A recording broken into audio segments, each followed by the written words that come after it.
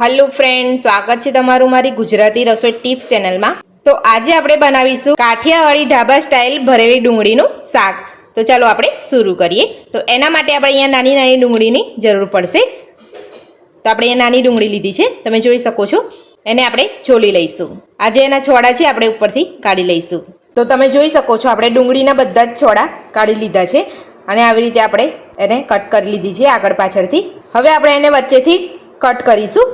આખો કટ નથી કરવાનો, આપણે અડધો જ કટ કરવાનો છે। હું તમને કટ કરીને બતાવી દઉં છું। તો તમે જોઈ શકો છો આપણે વચ્ચેથી આપણે અહીંયા 4 કટ કરી લીધા છે અને આપણે અડધા જ કર્યા છે, આપણે આખા કટ નથી કરવાના।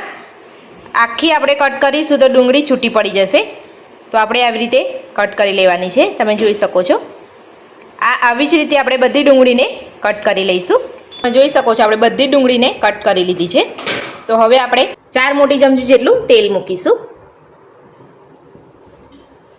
તેલને આપણે ગરમ થવા દઈશું। તેલ ગરમ થઈ ગયું છે, હવે આપણે એમાં અડધી ચમચી જીરું મૂકીશું અને 2 ચપટી આપણે હિંગ મૂકીશું।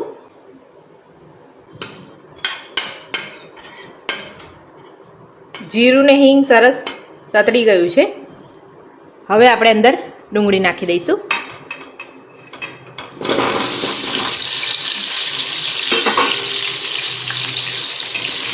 બધું મિક્સ કરી લઈશું ડુંગળી સાથે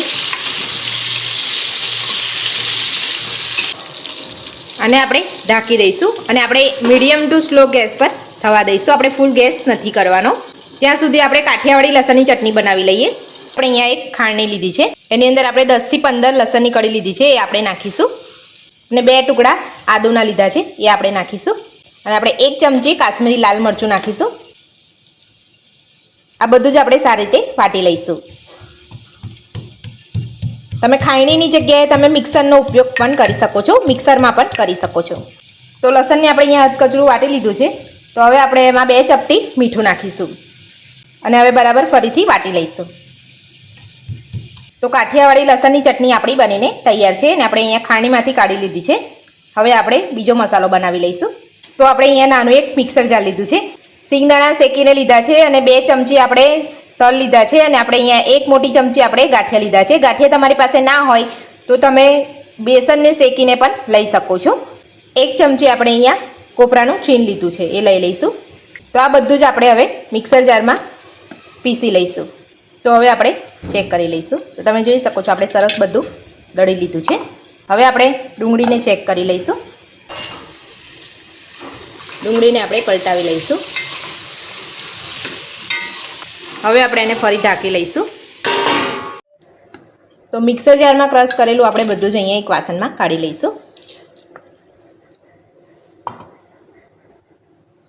તો આપણે અહીંયા બધું જ કાઢી લીધું છે। હવે આપણે અહીંયા કાઠિયાવાડી લસણની ચટણીને એડ કરી દઈશું। હવે આપણે એમાં અડધી ચમચી હળદર પાવડર, 2 ચમચી ધાણા જીરું પાવડર અને 1 ચમચી આપણે શેકેલા જીરાનો પાવડર એડ કરી દઈશું અને આપણે હાથેથી બધું જ મિક્સ કરી લઈશું। આપણે આમચૂર પાવડર ભૂલી ગયા છે, એટલે આપણે અહીંયા અડધી ચમચી આમચૂર પાવડર નાખી દઈશું। તમારી પાસે આમચૂર પાવડર ના હોય તો તમે લીંબુનો રસ પણ લઈ શકો છો। હવે આપણે મિક્સ કરી દઈશું બધું। ડુંગળીને આપણે ચેક કરી લઈશું। તો તમે જોઈ શકો છો ડુંગળી આપણી સરસ ગોલ્ડન બ્રાઉન થોડી થઈ ગઈ છે અને આપણે આમ ચમચાથી દબાવીએ તો તમે જોઈ શકો છો ચડી ગઈ છે। જો તમારી ડુંગળી ના ચડી હોય તો તમે 2 મિનિટ ફરીથી ઢાંકીને થવા દેજો। બધી ડુંગળી સરસ થઈ ગઈ છે।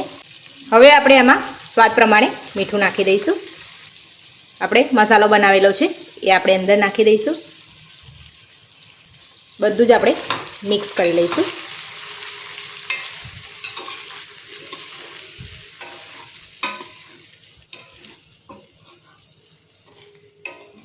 ડુંગળીને આપણે મસાલા સાથે મિક્સ કરી લીધી છે। તો તમે જોઈ શકો છો તેલ અંદર છૂટું પડવા લાગ્યું છે। હવે આપણે અહીંયા 2 ટામેટાની પેસ્ટ બનાવી છે, આપણે અંદર એડ કરી દઈશું। હવે આપણે એમાં અડધી ચમચી ગરમ મસાલો, આપણે અહીંયા 1 ટુકડો ગોળનો લીધો છે, ગોળની જગ્યાએ તમે 2 ચમચી ખાંડનો ઉપયોગ પણ કરી શકો છો, એ આપણે અંદર એડ કરી દઈશું અને બધું જ આપણે મિક્સ કરી લઈશું।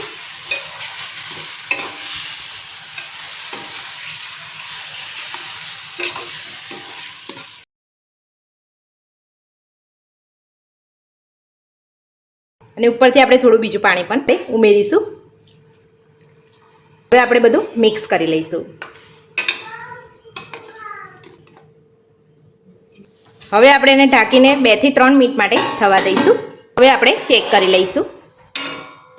તો તમે જોઈ શકો છો શાકમાં સરસ તેલ છૂટું પડી ગયું છે અને આપણું શાક બનીને તૈયાર છે. તો આપણે લીલા ધાણા એડ કરી દઈશું. આપણે બંધ કરી લઈશું અને બધું જ મિક્સ કરી લઈશું સારી રીતે.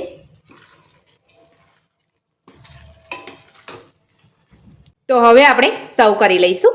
તૈયાર છે આપણું કાઠિયાવાડી ઢાબા સ્ટાઇલ ભરેલી ડુંગળીનું શાક. તો આજની રેસીપી તમને કેવી લાગી મને કોમેન્ટ બોક્સમાં જરૂરથી જણાવજો. જો તમને વિડીયો ગમ્યો હોય તો વિડીયોને લાઇક કરજો, ચેનલને સબસ્ક્રાઇબ કરજો, તમારા મિત્રોને જરૂરથી શેર કરજો. Thank you.